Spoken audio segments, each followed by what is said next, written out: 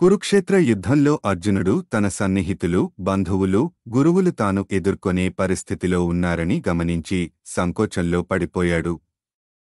వారితో యుద్ధం చేయడం సరికాదని భావించి తన బాణాలను కింద పెట్టాడు. అప్పుడు శ్రీకృష్ణుడు అర్జునుని సందేహాలను నివృత్తి చేస్తూ భగవద్గీతను ఉపదేశించాడు.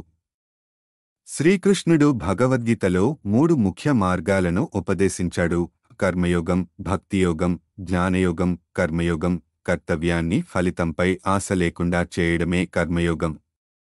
మనం కేవలం మన కర్తవ్యాన్ని నిష్కల్మషంగా చేయాలి. ఫలితం కోసం క్రమం తప్పకుండా కృషి చేస్తూ విజయం లేదా పరాజయంపై మనసు పెట్టకూడదు. భక్తియోగం భగవంతుని పట్ల భక్తి, అచంచలమైన విశ్వాసంతో జీవించడమే భక్తియోగం.